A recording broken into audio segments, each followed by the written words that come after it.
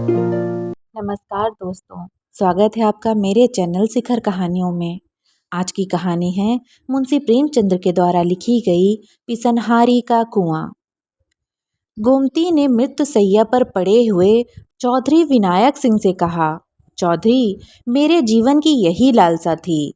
चौधरी ने गंभीर होकर कहा, इसकी कुछ चिंता ना करो काकी, तुम्हारी लालसा भगवान पूरी करेंगे। मैं आज ही से मजदूरों को बुलाकर काम पर लगाए देता हूँ। देव ने चाहा तो तुम अपने कुएं का पानी पियोगी। तुमने तो गिना होगा कितने रुपए हैं। गोमती ने एक क्षण आंखें बंद करके बिखरी हुई स्मृति को एकत्र करके कहा, भैया, मैं क्या जानूं कितने रुपए हैं। जो कुछ है वह इसी हांडी में है। इतना करना कि इतने ही में काम चल जाए। किसके सामने हाथ फैलाते फिरोगे। चौधरी ने बंद हांडी को उठाकर हाथों से तौलते हुए कहा, ऐसा तो करेंगे ही काकी, कौन देने वाला है। एक चुटकी भीख तो किसी के घर से निकलती नहीं। कुआं बनवाने को कौन देता है। धन्य हो तुम कि अपनी उम्र भर की कमाई इस धर्म काज के लिए दे दी। गोमती ने गर्व से कहा, भैया, तुम तो बहुत छोटे थे। तुम्हारे काका मरे तो मेरे हाथ में एक कौड़ी भी ना थी। दिन दिन भर भूखी रहती। जो कुछ उनके पास था वह सब उनकी बीमारी में उठ गया। वह भगवान के बड़े भक्त थे, इसलिए भगवान ने उन्हें जल्दी से बुला लिया। उस दिन से आज तक तुम देख रहे हो कि किस तरह दिन काट रही हूँ। मैंने एक एक रात में मन मन भर अनाज पीसा है बेटा। देखने वाले अचरज मानते थे। ना जाने इतनी ताकत मुझ में कहाँ से आ जाती थी। बस यही लालसा रही कि उनके नाम का एक छोटा सा कुआं गांव में बन जाए। नाम तो चलना चाहिए, इसीलिए तो आदमी बेटे बेटी को रोता है। इस तरह चौधरी विनायक सिंह को वसीयत करके उसी रात को बुढ़िया गोमती परलोक सिधारी। मरते समय अंतिम शब्द जो उसके मुख से निकले वे यही थे, कुआं बनवाने में देर न करना। उसके पास धन है, यह तो लोगों का अनुमान था, लेकिन 2000 हैं, इसका किसी को अनुमान न था। बुढ़िया अपने धन को ऐब की तरह छिपाती थी। चौधरी गांव का मुखिया और नीयत का साफ आदमी था, इसलिए बुढ़िया ने उससे यह अंतिम आदेश किया था। चौधरी ने गोमती की क्रियाकर्म में बहुत रुपए खर्च न किए। ज्यों इन संस्कारों से छुट्टी मिली, वह अपने बेटे हरनाथ सिंह को बुलाकर ईंट चूना पत्थर का तखमीना करने लगे। हरनाथ अनाज का व्यापार करता था। कुछ देर तक तो वो बैठा सुनता रहा, फिर बोला, अभी 2-4 महीने कुआं ना बने तो कोई बड़ा हरज है। चौधरी ने हूं करके कहा, हरज तो कुछ नहीं, लेकिन देर करने का काम ही क्या है। रुपए उसने दे ही दिए हैं, हमें तो सेठ में यश मिलेगा। गोमती ने मरते मरते जल्दी कुआं बनवाने को कहा था। हरनाथ, हाँ कहा तो था, लेकिन आजकल बाजार अच्छा है। 2-3 हजार का अनाज भर लिया जाए तो अगहन पूस तक सवाया हो जाएगा। मैं आपको कुछ सूद दे दूंगा। चौधरी का मन शंका और भय की दुविधा में पड़ गया। 2000 के कई 2500 हो गए तो क्या कहना। जगमोहन में कुछ बेल बूट बनवा दूंगा, लेकिन भय था कि कहीं घाटा हो गया तो। इस शंका को वह छिपा न सके। बोले, जो कहीं घाटा हो गया तो। हरनाथ ने तड़प कर कहा, घाटा क्या हो जाएगा, कोई बात है। मान लो घाटा हो गया तो। हरनाथ ने उत्तेजित होकर कहा, यह कहो कि तुम रुपए नहीं देना चाहते, बड़े धर्मात्मा बने हो। अन्य वृद्ध जनों की भांति चौधरी भी बेटे से दबते थे।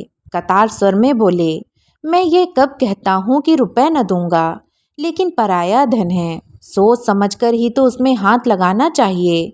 बनिज व्यापार का हाल कौन जानता है, कहीं भाव और गिर जाए तो, अनाज में घुन ही लग जाए, कोई मुदई घर में आग ही लगा दे, तब सब बातें सोच लो अच्छी तरह। हरनाथ ने व्यंग से कहा, इस तरह सोचना है तो यह क्यों नहीं सोचते कि कोई चोर ही उठा ले जाए या बनी बनाई दीवार बैठ जाए। ये बातें भी तो होती ही हैं। चौधरी के पास अब कोई और दलील न थी। कमजोर सिपाही ने ताले तो ठोके, अखाड़े में उतर पड़ा, पर तलवार की चमक देखते ही हाथ पांव फूल गए। बगले झांक कर चौधरी ने कहा, तो कितना लोगे। हरनाथ कुशल योद्धा की भांति शत्रु के पीछे हटता देखकर बफर कर बोला, सबका सब दीजिए, 500 रुपए लेकर क्या खिलवाड़ करना है। चौधरी राजी हो गए। गोमती को उन्हें रुपए देते किसी ने ना देखा था। लोक निंदा की संभावना भी न थी। हरनाथ ने अनाज भरा। अनाजों की बोरों का ढेर लग गया। आराम की मीठी नींद सोने वाले चौधरी अब सारी रात बोरों की रखवाली करते थे। मजाल न थी कि कोई चूहिया बोरों में घुस जाए। चौधरी इस तरह झपटते थे कि बिल्ली भी हार मान लेती। इस तरह 6 महीने बीत गए। पौस में अनाज बिका। पूरे 500 रुपए का लाभ हुआ। हरनाथ ने कहा, इसमें से 50 रुपए आप ले लें। चौधरी ने झल्ला कर कहा, 50 रुपए? क्या खैरात ले लूं? किसी महाजन से ये रुपए लिए होते तो कम से कम 100 रुपए के सूद होते। मुझे तुम 2-4 रुपए कम दे दो। और क्या करोगे? हरनाथ ने ज्यादा बदबड़ाव ना किया। 150 रुपए चौधरी को दे दिए। चौधरी की आत्मा इतनी प्रसन्न कभी ना हुई थी। रात को वह अपनी कोठरी में सोने गया तो उसे ऐसा प्रतीत हुआ कि बुढ़िया गोमती खड़ी मुस्कुरा रही है। चौधरी का कलेजा धक धक करने लगा। वह नींद में न था, कोई नशा न खाया था। गोमती सामने खड़ी मुस्कुरा रही थी। हाँ, उस मुरझाए हुए मुख पर एक विचित्र स्फूर्ति थी। कई साल बीत गए। चौधरी बराबर इसी फिक्र में रहते कि हरनाथ से रुपए निकाल लूं, लेकिन हरनाथ हमेशा ही हीले हवाले करता रहता था। वह साल में थोड़ा सा ब्याज दे देता, पर मूल के लिए 1000 बातें बनाता था। कभी लेने का रोना था, कभी चुकते का। हाँ, कारोबार बढ़ता जाता था। आखिर एक दिन चौधरी ने उससे साफ साफ कह दिया कि तुम्हारा काम चले या डूबे, मुझे परवाह नहीं। इस महीने में तुम्हें अवश्य रुपए चुकाने पड़ेंगे। हरनाथ ने बहुत उड़न खाइयां बताईं, पर चौधरी अपने इरादे पर जमे रहे। हरनाथ ने झुंझला कर कहा, कहता हूँ कि 2 महीने और ठहरिए, माल बिकते ही मैं रुपए दे दूंगा। चौधरी ने दृढ़ता से कहा, तुम्हारा माल कभी ना बिकेगा और ना तुम्हारे 2 महीने कभी पूरे होंगे। मैं आज रुपए लूंगा। हरनाथ उसी वक्त क्रोध में भरा हुआ उठा और 2000 रुपए लाकर चौधरी के सामने जोर से पटक दिए। चौधरी ने कुछ झेप कर कहा, रुपए तो तुम्हारे पास थे और क्या बातों से रोजगार होता है। तो मुझे इस समय 500 रुपए दे दो, बाकी 2 महीने में देना। सब आज ही तो खर्च ना हो जाएंगे। हरनाथ ने ताव दिखाकर कहा, आप चाहे खर्च कीजिए चाहे जमा कीजिए, मुझे रुपयों का काम नहीं। दुनिया में क्या महाजन मर गए हैं जो आपकी धौंस सहूं। चौधरी ने रुपए उठाकर एक ताक पर रख दिए। कुएं की दाग बेल डालने का सारा उत्साह ठंडा पड़ गया। हरनाथ ने रुपए लौटा तो दिए थे, पर मन में कुछ और मंसूबा बांध रखा था। आधी रात को जब घर में सन्नाटा छा गया तो हरनाथ चौधरी की कोठरी की चुल खिसका कर अंदर घुसा। चौधरी बेखबर सोए थे। हरनाथ ने चाहा कि दोनों थैलियां उठाकर बाहर निकल आऊं, लेकिन ज्यों ही हाथ बढ़ाया उसे अपने सामने गोमती खड़ी दिखाई दी। वह दोनों थैलियों को दोनों हाथों से पकड़े हुए थे। हरनाथ भयभीत होकर पीछे हट गया। फिर यह सोचकर कि शायद मुझे धोखा हो रहा हो, उसने फिर हाथ बढ़ाया, पर अब की वह मूर्ति इतनी भयंकर हो गई थी कि हरनाथ एक क्षण भी वहां खड़ा न रह सका। भागा, पर बरामदे में ही अचेत होकर गिर पड़ा। हरनाथ ने चारों तरफ से अपने रुपए वसूल करके व्यापारियों को देने के लिए जमा कर रखे थे। चौधरी ने आंखें दिखाई तो वही रुपए लाकर पटक दिया। दिल में उसी वक्त सोच लिया था कि रात को रुपए उड़ा लाऊंगा, झूठ मूठ चोर का गुल मचा दूंगा, तो मेरी ओर संदेह भी ना होगा। पर जब यह पेशबंदी ठीक न उतरी तो उस पर व्यापारियों के तगादे होने लगे। वादों पर लोगों को कहाँ तक टालता। जितने बहाने हो सकते थे सब किए। आखिर वह नौबत आ गई कि लोग नालिश करने की धमकियां देने लगे। एक ने तो 300 रुपए की नालिश कर भी दी। बेचारे चौधरी बड़ी मुश्किल में फंसे। दुकान पर हरनाथ बैठता था। चौधरी का उससे कोई वास्ता न था, पर उसकी जो साख थी वह चौधरी के कारण। लोग चौधरी को खरा और लेन देन का साफ आदमी समझते थे। अब भी यद्यपि कोई उनसे तकाजा ना करता था, पर वह सबसे मुंह छिपाते फिरते थे। लेकिन उन्होंने यह निश्चय कर लिया था कि कुएं के रुपए ना छूऊंगा, चाहे कुछ आ पड़े। रात को एक व्यापारी के मुसलमान चपरासी ने चौधरी के द्वार पर आकर हजारों गालियां सुनाई। चौधरी को बार बार क्रोध आता था कि चलकर मूछें उखाड़ लूं, पर मन को समझाया, हमसे मतलब ही क्या, बेटे का कर्ज चुकाना बाप का धर्म नहीं है। जब भोजन करने गए, पत्नी ने कहा, यह क्या उपद्रव मचा रखा है। चौधरी ने कठोर स्वर में कहा, मैंने मचा रखा है? और किसने मचा रखा है? बच्चा कसम खाते हैं कि मेरे पास केवल थोड़ा सा माल है, रुपए तो सब तुमने मांग लिए। चौधरी, मांग न लेता तो क्या करता? हलवाई की दुकान पर दादा का फतेहा पढ़ना मुझे पसंद नहीं। स्त्री, यह नाक कटाई अच्छी लगती है। चौधरी, तो मेरा क्या बस है भाई, अभी कुआं बनेगा कि नहीं, 5 साल हो गए। स्त्री, इस वक्त उसने कुछ नहीं खाया, 1 जून भी मुंह जूठा करके उठ गया था। चौधरी, तुमने समझाकर खिलाया नहीं, दाना पानी छोड़ देने से तो रुपए ना मिलेंगे। स्त्री, तुम क्यों नहीं जाकर समझा देते? चौधरी, मुझे तो इस वक्त बैरी समझ रहा होगा। स्त्री, मैं रुपए ले जाकर बच्चे को दिए आती हूँ, हाथ में जब रुपए आ जाएं तो कुआं बनवा देना। चौधरी, नहीं नहीं, ऐसा गजब न करना, मैं इतना बड़ा विश्वासघात ना करूँगा, चाहे घर मिट्टी में ही मिल जाए। लेकिन स्त्री ने इन बातों की ओर ध्यान न दिया। वह लपक कर भीतर गई और थैलियों पर हाथ डालना चाहती थी कि एक चीख मारकर हट गई। उसकी सारी देह सितार के तार की भांति कांपने लगी। चौधरी ने घबरा कर पूछा, क्या हुआ? क्या तुम्हें चक्कर तो नहीं आ गया? स्त्री ने ताक की ओर भयातुर नेत्रों से देखकर कहा, चुड़ैल वहां खड़ी है। चौधरी ने ताक की ओर देखकर कहा, कौन चुड़ैल? मुझे तो कोई नहीं दिखता। स्त्री, मेरा तो कलेजा धक धक कर रहा है, ऐसा मालूम हुआ जैसे उस बुढ़िया ने मेरा हाथ पकड़ लिया है।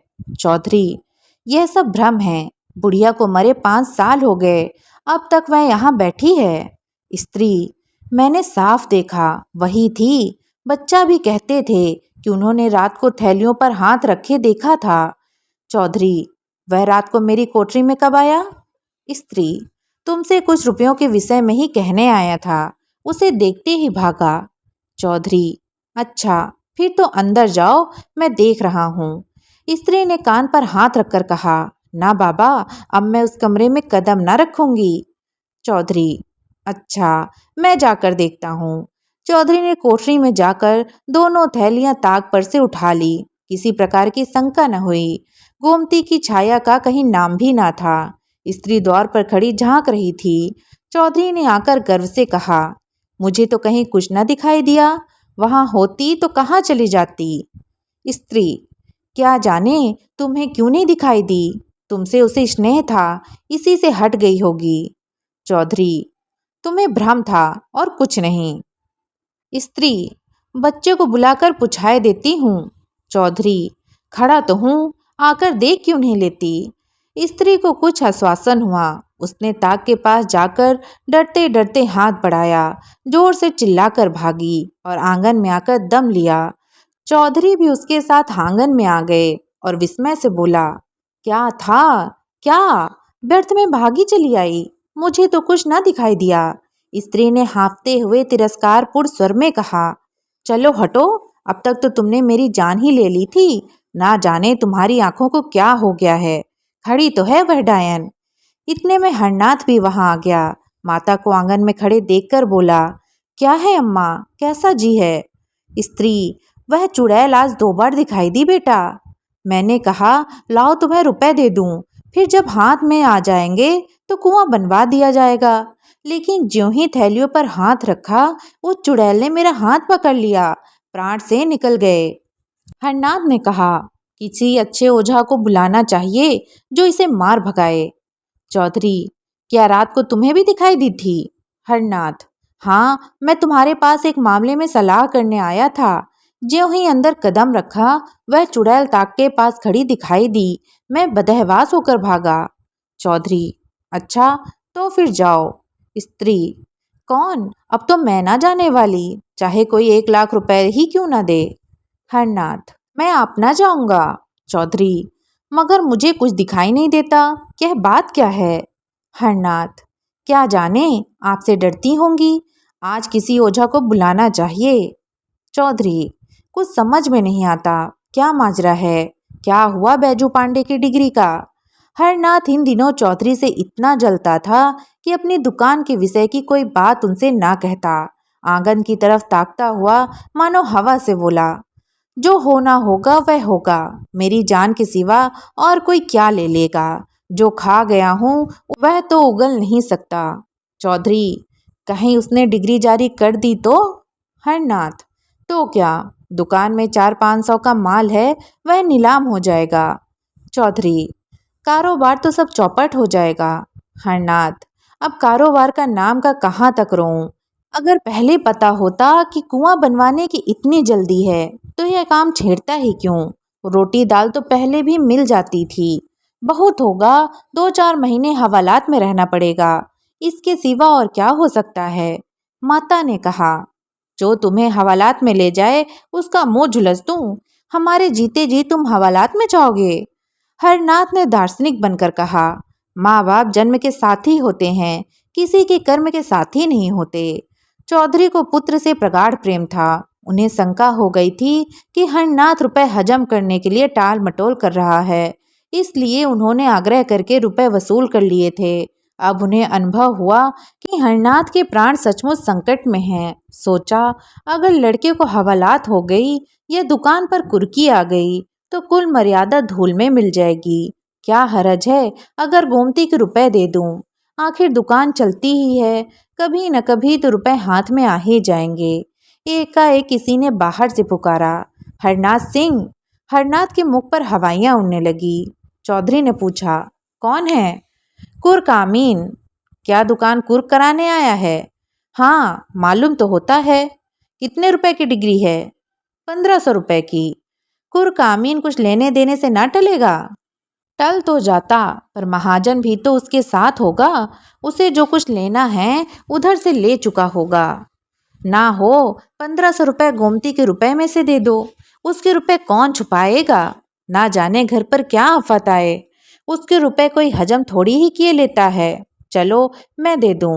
चौधरी को इस समय भय हुआ, कहीं मुझे भी वह ना दिखाई दे, लेकिन उनकी शंका निर्मूल थी। उन्होंने एक थैली से 550 रुपए निकाले और दूसरी थैली पर रखकर हरनाथ को दे दिए।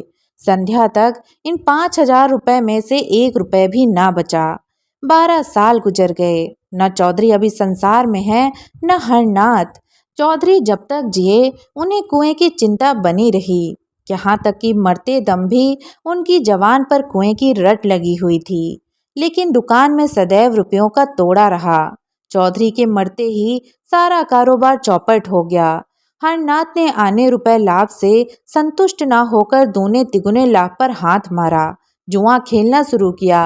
साल भी न गुजरने पाया था कि दुकान बंद हो गई। गहने पाती, बर्तन भांडे सब मिट्टी में मिल गए। चौधरी की मृत्यु के ठीक साल भर बाद हरनाथ ने भी इस हानि लाभ के संसार से पयान किया। माता के जीवन का अब कोई सहारा न रहा। बीमार पड़ी पर दवा दर्पण न हो सकी। 3-4 महीनों तक नाना प्रकार के कष्ट झेलकर वह भी चल बसी। अब केवल बहू थी और वह भी गर्भिणी। उस बिचारी के लिए अब कोई आधार न था। इस दशा में मजदूरी भी न कर सकती थी। पड़ोसियों के कपड़े भी सी सी कर उसने किसी भांति 5-6 महीने काटे। तेरे लड़का होगा, सारे लच्छर लड़कों कैसे हैं, यही एक जीवन का आधार है। जब कन्या हुई तो यह आधार भी जाता रहा। माता ने अपने हृदय को इतना कठोर कर लिया कि नवजात शिशु को छाती भी न लगाती थी। पड़ोसियों के बहुत समझाने बुझाने पर छाती से लगाया, पर उसकी छाती में दूध की एक बूंद भी न थी। उस समय अभागिनी माता के हृदय में करुणा, वात्सल्य और मोह का एक भूकंप सा आ गया। अगर किसी उपाय से उसके स्तन की अंतिम बूंद दूध बन जाती तो वह अपने को धन्य मानती। बालिका की वह भोली दीन याचना में सतृष्ट छवि देखकर उसका मातृ हृदय मानो सहस्र नेत्रों से रुदन करने लगा था। उसके हृदय की सारी शुभ इच्छाएं, सारा आशीर्वाद, सारी विभूति, सारा अनुराग मानो उसकी आंखों से निकलकर उस बालिका को उसी भांति रंजित कर देता था, जैसे इंदु का शीतल प्रकाश पुष्प को रंजित कर देता है। पर उस बालिका के भाग्य में मातृप्रेम के सुख न बंधे थे। माता ने कुछ अपना रक्त, कुछ ऊपर का दूध पिलाकर उसे जिलाया, पर उसकी दशा दिनों दिन जीर्ण होती जाती थी। एक दिन लोगों ने जाकर देखा तो वह भूमि पर पड़ी हुई थी और बालिका उसकी छाती से चिपटी उसके स्तनों को चूस रही थी। सोकर दरिद्रता से आहत शरीर में रक्त कहाँ जिससे दूध बनता। वही बालिका पड़ोसियों की दया भिक्षा से पल पल कर एक दिन घास खोदती हुई उस स्थान पर जा पहुंची जहां बुढ़िया गोमती का घर था। छप्पर कब के पंचभूतों में मिल चुके थे, केवल जहां तहां दीवारों के चिन्ह बाकी थे। कहीं कहीं आधी आधी दीवारें खड़ी थीं। बालिका ने ना जाने क्या सोचकर खुरपी से गड्ढा खोदना शुरू किया। दोपहर से सांझ तक वह गड्ढा खोदती रही। न खाने की सुध थी, न पीने की, न कोई शंका थी, न भय। अंधेरा हो गया, पर वह ज्यों की त्यों बैठी गड्ढा खोद रही थी। उस समय किसान लोग भूलकर भी उधर से ना निकलते थे, पर बालिका निशंक बैठी भूमि से मिट्टी निकाल रही थी। जब अंधेरा हो गया तो वह चली गई। दूसरे दिन वह बड़े सवेरे उठी और इतनी घास खोदी जितने वह कभी दिन भर में न खोदती थी। दोपहर के बाद वह अपनी खांची और खुरपी लिए फिर उसी स्थान पर पहुंची, पर वह आज अकेली न थी। उसके साथ दो बालक और भी थे। तीनों वहां सांझ तक कुआं कुआं खोदते रहे। बालिका गड्ढे के अंदर खोदती थी, पर दोनों बालक मिट्टी निकाल निकाल कर फेंकते थे। तीसरे दिन दो लड़के और भी उस खेल में शामिल हो गए। शाम तक खेल होता रहा। आज गड्ढा 2 हाथ गहरा हो गया। गांव के बालक बालिकाओं में इस विलक्षण खेल में अभूतपूर्व उत्साह भर दिया था। चौथे दिन और भी कई बालक आ मिले। सलाह हुई कौन अंदर जाए, कौन मिट्टी उठाए, कौन झौवा खींचे। गड्ढा अब 4 हाथ गहरा हो गया था, पर अभी तक बालकों के सिवा और किसी को उसकी खबर न थी। एक दिन रात को एक किसान अपनी खोई हुई भैंस ढूंढता हुआ उस खंडहर में जा निकला। अंदर मिट्टी का ऊंचा ढेर, एक बड़ा सा गड्ढा और एक टिमटिमाता हुआ दीपक देखकर तो डर कर भागा। और ने भी आकर देखा, कई आदमी थे, कोई शंका न थी। समीप जाकर देखा तो बालिका बैठी थी। एक आदमी ने पूछा, अरे क्या तूने यह गड्ढा खोदा है? बालिका ने कहा, हाँ। गड्ढा खोद कर क्या करेगी? यहाँ कुआं बनाऊंगी। कुआं कैसे बनाएगी? जैसे इतना खोदा है वैसे ही इतना और खोद लूंगी। गांव के सब लड़के खेलने आते हैं, मालूम होता है तू अपनी जान देगी और अपने साथ और लड़कों को भी मारेगी। खबरदार जो कल से गड्ढा खोदा। दूसरे दिन और लड़के ना आए। बालिका भी दिन भर मजदूरी करती रही, लेकिन संध्या समय वहां फिर दीपक जला और फिर वही खुरपी हाथ में लिए वहां बैठी दिखाई दी। गांव वालों ने उसे मारा पीटा, कोठरी में बंद किया, पर वह अवकाश पाते ही वहां जा पहुंचती।